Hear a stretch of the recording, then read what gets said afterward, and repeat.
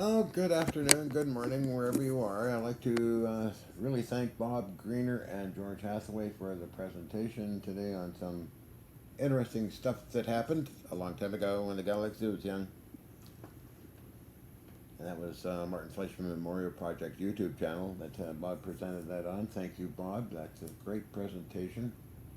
And thank you, George, for appearing with all the metal samples over the years and some of the adventures we all had. That was pretty cool. I really appreciate it.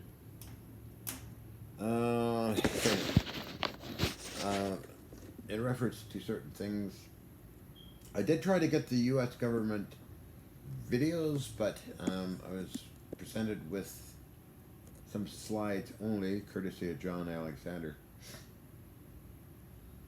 But the Los Alamos team destroyed the videos, so they say in writing, and as well as the Canadian government, the videos, not the trip report, the videos, where, according to my member of parliament, Chuck Cook, the videos were not, it didn't mention anything about videos that mention it's a matter of national security. We wish for you, Chuck Cook, to limit your involvement in this thing because it's a matter of national security. That's all I could get from those folks. So, other than that, the other videos, George Jack Houck and McDonnell Douglas, was not classified, as you know. And if you take the whole video and play it at high speed, you can see a lot of weird things happen in there. Because YouTube once had a system where you could take your videos and speed them up, copy, speed them up, and copy, speed them up, but they don't have that anymore. Unfortunately, it would have been quite useful in presenting something I wanted to present. But anyway, some of the events that you described, George, I vaguely recall them. The levitating ferrite chunk of speaker stuff. I vaguely remember it, and I don't think you filmed it. I don't know. I don't know what ever happened to Mel Winfield's pictures and tapes he had before I met you. He took a lot of pictures and videos and things. I believe he might have metal samples. I really don't know, but I made an offer in a comment that if you want the metal samples of mine, what I have left, you're welcome to them. Oh, wow. Okay, I still have that piece that's on display. The aircraft directional finder unit you so kindly gave me. I think I asked you for it for some unknown reason. Because I'm such a junk collector and scrap yard collector.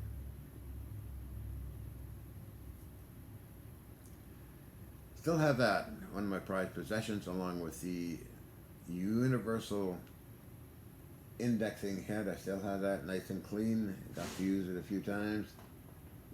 And yeah, so you're looking very well and very articulate. You and Bob did a very well presentation on my behalf for a book, which I hope that will be written someday. A lot has gone into that through Bob on that book, so that's going to be really cool. Oh. So other than that, I got more stuff in today. I went over the Collins-made Apollo radio synthesizing system. That's all I can gather, bits and pieces from other people. It was reasonably priced. Excuse me, still got that influenza A flu that's going around the planet. Now 2 weeks with it. A couple of nights ago I was shivering so bad that I had to get heated up somehow. Anyway, and then I got hot. Then, okay, so I'm not at full operating function yet. Physically and mentally. I've got sniffles. Some distinguished scientists like Bob Greener and George Hathaway representing a weird looking duck like me, I'm kind of like taken away, but thank you, that's really cool. Wow. Okay. And well, even back then, looking at some of the older videos and pictures and stuff, I look kind of a little demented. Also, I mean, especially with that news story I did with the levitating chunk of plastic and stuff, and foam and tinfoil. I look like a disaster, you know, kind of like, what? Well, anyway, that's just the way it is, I suppose, you know. Other than that, got lots of work cut out for me for replicating what I was doing a long time ago, even on a tiny level, and capture all the incidental frequencies and manipulations of magnetic fields and all that stuff. It's getting interesting. It takes quite a while to rebuild this whole system, but I'm going by the in part a 1986 collection. I kind of it's not a lab, it's a collection really, and it's a working collection of things. I always think of a lab and somebody with a white coat and test tubes, and somebody, whatever. It's just my own personal reality comprehension disorder. And boy, I probably got one too, like everybody else.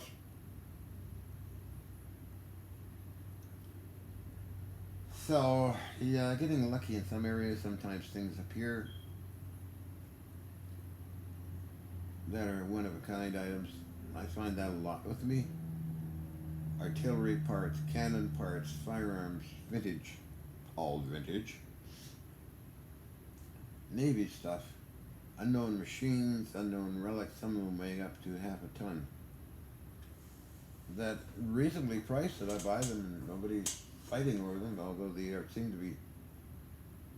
I got about 4 or 5 museum ships keep bugging me for Orlicon cannon shoulder rests or sights. Or do you have this or do you have that? Well, I said, okay, I'll trade you a mount. Come on. A cannon mount for an Oricon shoulder mount. They offered me a quad mount 40 mm Bofors. Back east, imagine the shipping on that, extra wide load, plus the barrels were cut off, chopped off, torched off. I said, what? I could use the receivers because I got 3 or 4, how many barrels? 2 really super mint barrels with springs and in the original crates that would fit in there, but you know, it's going to cost something to get it out here. And they offered me a Mark 14 gun sight, and I said, no, I got lots of those. And boxes full of those things. Well, what the hell am I going to do with them? I don't know. I'm going to make my display of Orlicon cannons. I got 11 of them, deactivated, within all rules and regulations. Right? Right. But anyway, sometimes certain machine tools appear and I buy them. I always go on eBay, search for unknown item, unknown machine tool, unknown electronic device, unknown. I go all up and down, hours and hours on eBay, looking for things. Scrapyard, 75 miles away, had some things I got lucky with. And again, they seem to always appear to be one of a kind items. And nobody knows what they are, but they're nice and they work. A milling machine, that unknown origin, mint condition, cheap. There's just like it's a lot of stuff in scrapyards that might have a bit of lime rust, but mostly dust and dirt that settles in the grease. It looks like it's all rotten and everything, but it's not. You know, for hardly anything. Anyway, I'm having fun. So I'll look forward to any other presentation that you'll be doing with George. I mean, George is a meticulous engineer and doesn't joke around and doesn't fool around. Doesn't make stuff up. George and I were together at the what was it? Alexander Motor demonstration in West Vancouver. That was a flop. I said to George and Alec Pizarro that this thing is not going to work because somebody hand carved a slip ring to put on it. And it looked like what? What? And boy, that thing only worked for a couple of minutes, and it was drawing so many amperes, and eventually it died. That was a long time ago too. That was what's his name? Carl David Andrews' house, West Vancouver, British Columbia. Now, most of these free energy claim things and motors that they can never work anyway. It's all bullshit. And George taught me to look into these things very carefully. Well, a lot of these guys are wind up in jail or criminals or fleece people of money and all that, so you just can't tell the truth. They got to make stuff up. And of course, the story is how they get out of it. Oh, I was robbed. Or the government shut me down. Or this or that. And they make up all this stuff to avoid getting caught by the friendly investors. And there's a lot of them out there. Look at John J. Searle. Telling people out lots of money. For what? Nothing. For a cardboard cutout of a UFO or some stupid thing anyway. And then you get the Barnum and Bailey salespeople. Like Preston Nichols and Al Bielek. Going on a tangent and all this and that. And yeah, well, it's a nice story, you know. Well, it's mostly all BS. Anyway, I'm going on and on and on and on and on and now, just call me Little Johnny Cupcake.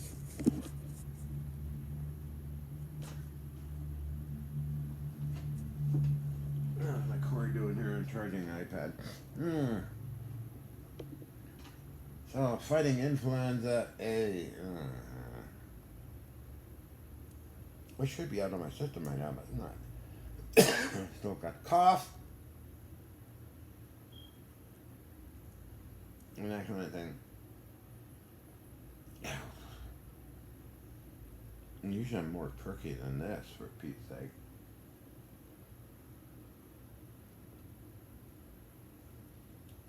And I can't remember, George, did act like a clown around you? I could always have been that way ever since I was a kid. I don't think so. Kind of more serious, and I was rather upset that those transformers blew up. Because two of them, high voltage power supply, 20,000 volts DC, blew up, burned out. And that Pizarro had to get a different type. He had to rent one, a transformer. Excuse me. George is right. These guys always like, oh, we got to get going. Our plane's going to leave in 3 hours. I don't get it, you know. It was kind of, at least some things happened. And that helped out quite a bit. And what would I expect out of it? Oh, just something to contribute. I mean, if somebody developed it, like the military guys, great. I don't need any fame or fortune with it, or huge amounts of money. I just be kind of cool if it was okay. If George would be okay with it, plus a lot of other people I know. But really, I've never demonstrated to strange other people from other weird, not so friendly countries. No.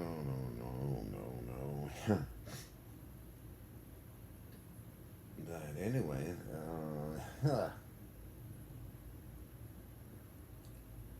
that'd be like feeling like a defector of a free country. So Canada, USA, great, okay. Since Canada and USA are so close, it's not a problem. But anyway, yeah, so although later on, working with Boeing Aerospace with George and Alec, George Lissick and Alec Sergetsky, they were always at war with each other. So and I got a letter, an invitation by Dr. Peter Kukushnik to go to Austria with the whole thing, and I said, okay, I'm going to go. And then the whole thing was the Supreme Court case. And a lot of weird things happened, and it never made it to Germany, and maybe that's a good thing. Oh, that's that one. So, that was, Canadian government folks, environmental people took it over and built a fence around it. Because it had some of the units had PCBs in it, and Canadians are paranoid about PCBs. And what else? Okay, so all of that happened. I returned from Germany several years later and got to work on the warships, got more ideas, and created the apartment lab that seemed to work partly better than maybe before, but anyway. After doing that for a long time and many TV shows later, it got a little boring for me, and plus the energy effects were going outside into New Westminster, British Columbia. The mayor of New Westminster was very upset. We were good friends because a friend of mine who's a gun collector, who is Cliff Chan, who we and I have known each other forever, along with Wesley Baker, who also seen the effects and appeared on Discovery Channel about it. He witnesses things levitating and blowing up and falling apart. So I got the idea to do that, make TV shows later. And then the German people bought part of it, about half of it, because I put it on eBay for sale, and I took off to the United States to do some adventures with Nancy. And I'm very happy I did so. But anyway, now this time period, slowly getting it rebuilt. I mean, it's a slow process, and if you've got anything around that's military or heavy industrial, let me know. Send it to me. Thank you. Good. I won't accept any commercial stuff. No white button, square white button junk. This is really serious stuff. Anyway, it's getting late.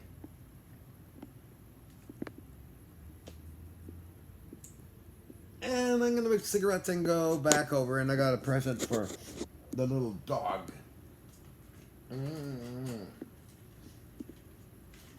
It's gonna be fun having this going on. One of those cars, you know, wireless, lights flashing, wheels spinning. You go nuts. Ha! You've seen videos of a little shepherd dog, a little talkative, little wild animal. I don't think the ravens are too jealous. They talked to me today and are sitting on the roof looking at me and that kind of thing, so I think they're okay. There's always conflict, even in the animal kingdom. Oh, anyway.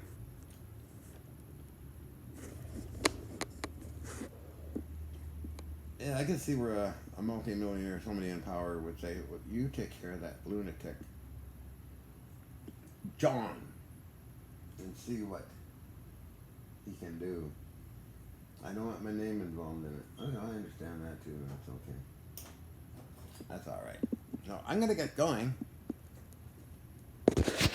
Girly, whirly, squirly, nonsensical, gibberish stuff here. All right, take care.